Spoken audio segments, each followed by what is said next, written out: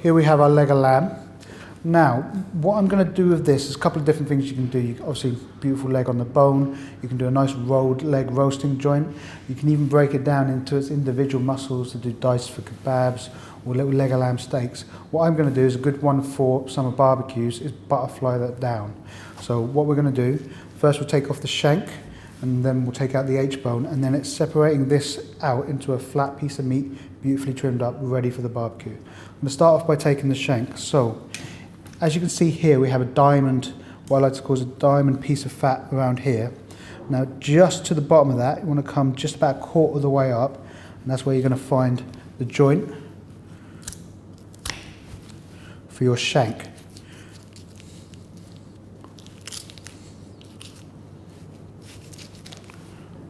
There's your lamb shank, beautiful for slow roasts, that sort of thing. Normally I'd cut the end off, do a nice little French trim on that as well, but I'll leave it to one side for now. Next is probably a more difficult bone to take out on the leg.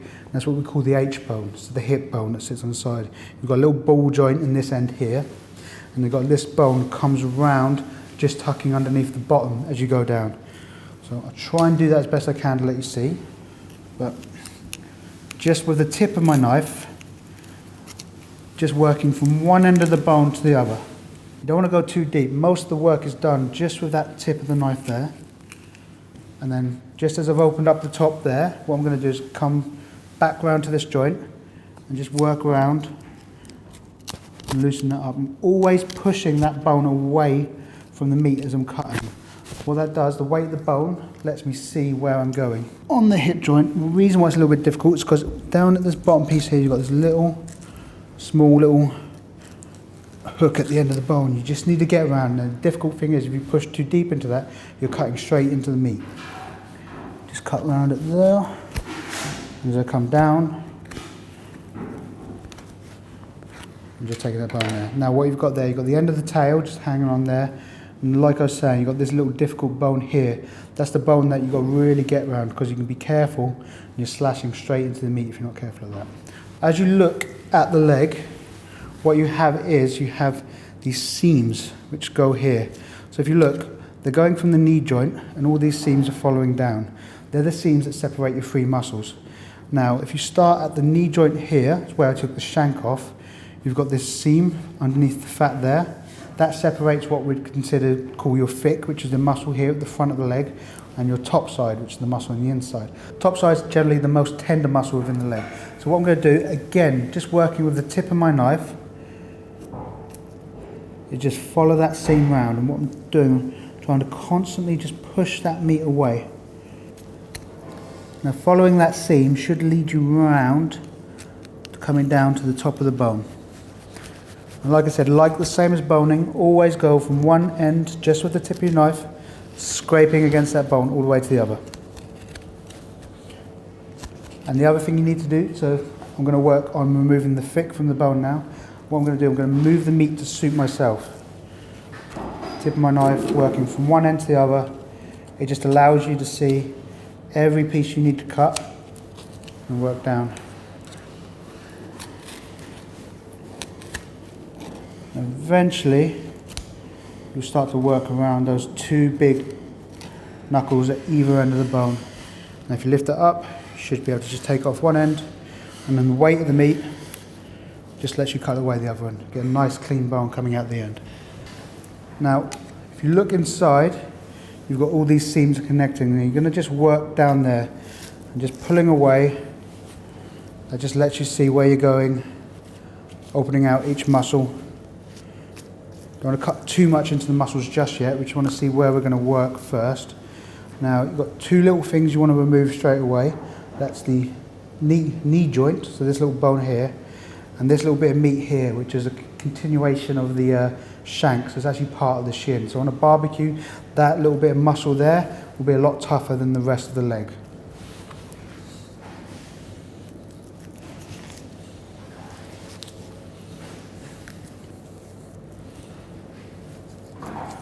So this little bit of muscle here, just like all the rest of them, works on the seam, pulls right away. That bit will go for diced or mince, but will not be good on a butterfly leg on a barbecue. So what I'm left with is the 3 main muscles that's going to go into the butterfly leg with a little bit of extra fat, which we're going to trim away. And the thing we're going to do, this fat on the outside here, we're going to trim that down a little bit. What you want to leave it with, any fat on there, you want a nice even layer. You don't want any large chunks, because obviously that'd be a little bit more difficult to render. And any cartilage you want to cut away as well. All this fat and trim and cartilage from the inside. Just want to leave ourselves with a nice clean and lean muscle. Generally, using your eye, if there's any bits you think won't cook well on the barbecue, just trim them off. Right, so when you've trimmed your leg down, the next thing, it's just a very simple process of, you want to cut slightly into those muscles. So what you're looking for is just to get a nice, as even as possible, not ever going to be perfect, flat, and you can score it a little bit and open it up as well. So you're going to marinate and get deep into the leg of lamb. So what you do, put a nice rub on there, some nice marinade, really get it deep into the muscle, then straight on a nice barbecue, and that should be beautiful. Now, shoulder's made up of 3 bones. You've got the blade bone, which is the shoulder blade bone. That's a flat bone that sits underneath the bottom here.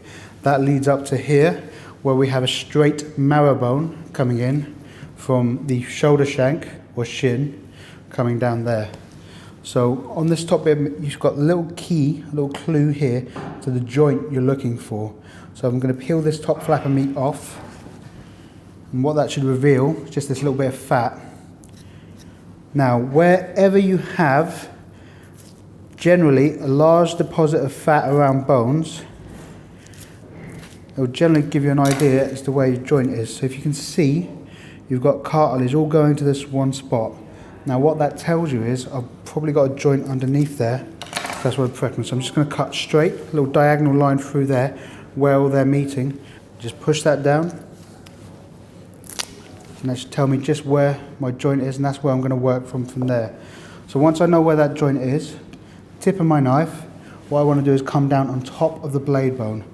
Go straight in. So as long as you've got your knife scraping against that bone, you open up this pocket of meat here. What that should tell you is exactly where that bone is. It reveals it, and it shows you exactly where you're going to have to cut to get that bone out. So if I loosen up that joint a little bit more,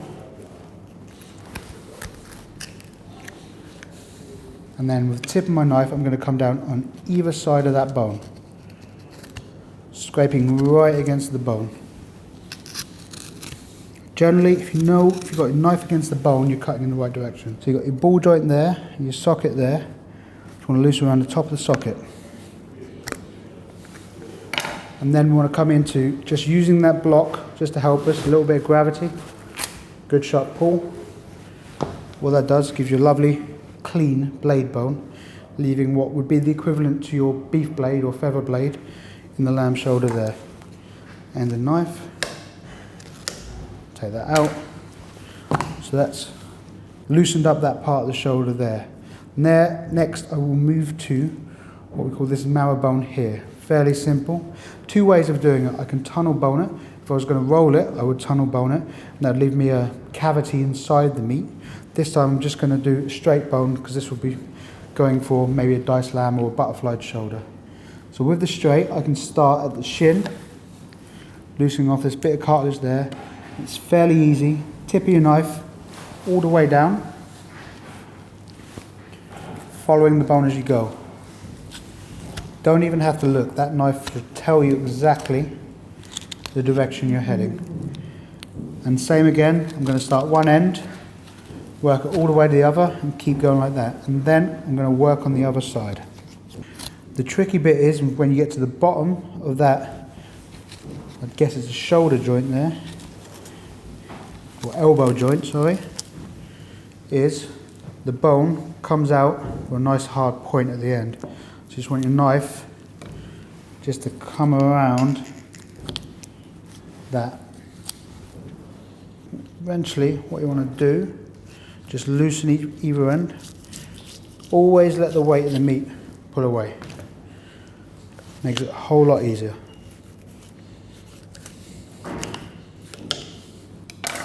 taking your bone off in one piece there. Bones could put to one side, lovely for stocks, stews, anything to add a bit of flavour.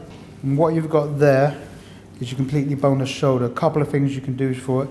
You can trim it down, roll it into a beautiful rolled joint. This time of year, most people would like to use it for, a lot of people do use it for mince this time of year. One good thing to use it for, which doesn't get recognised used for, would be to trim off a lot of this top muscle here, which is a shin joint, trim that down. And similar to the leg would be to trim up the rest of this meat, butterfly it out. A little bit of a slower cook on the barbecue, but a really fantastic flavour.